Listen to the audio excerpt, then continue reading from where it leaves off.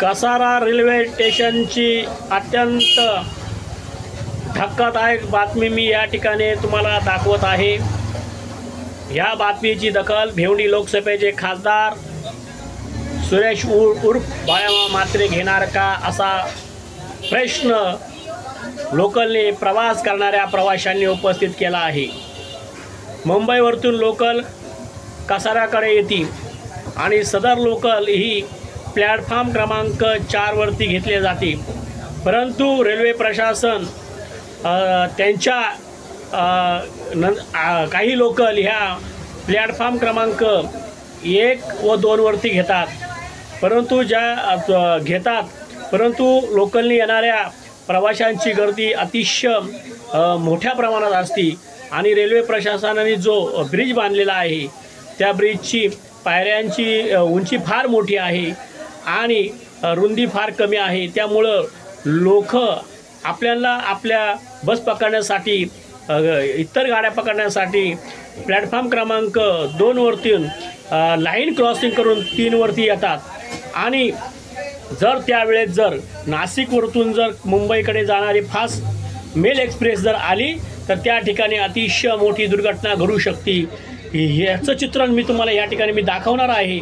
पण जर प्रशासनाने ह्या बातमीची आता गंभीर दखल जर नाही घेतली तर तिथं जर एखादी दुर्घटना जर झाली तर तिला जबाबदार रेल्वे प्रशासन राहील असंही प्रवाशांनी या ठिकाणी आम्हाला सांगितलेलं आहे।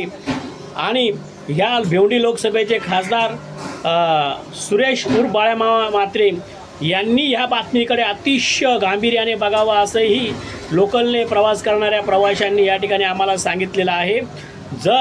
कारण वृद्ध माणसं असतात, अपंग माणसं असतात, ज्यावेळेस ती 1 व 2 वरती लोकल येते तेव्हा ते ब्रिजच्या पायऱ्या चढता चांगल्या माणसांची दमछाक होती, वृद्ध महिला असतात, गरोदर महिला असतात। तर रेल्वे प्रशासनाने जर ह्या मुंबईवरून येणारी लोकल जर कधी 4 वरती घेतली तर लोकांना एकदम सुखाने स्टेशनच्या बाहेर पडता येईल किंवा आपल्या मार्गावरती जाता येईल। तरी रेल्वे प्रशासनाने सुद्धा आता ही बातमी बघितल्यानंतर जागा व्हावं असंही आव्हान या ठिकाणी प्रवाशांनी केलेलं आहे।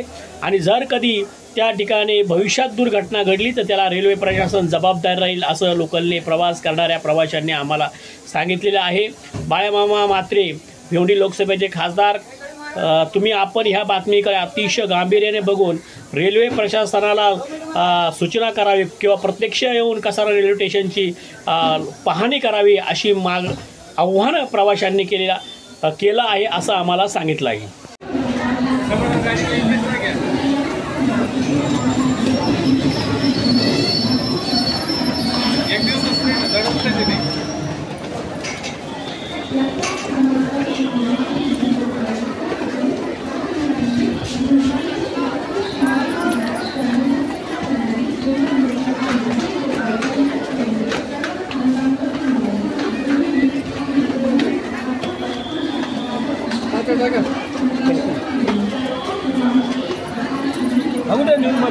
हो सर।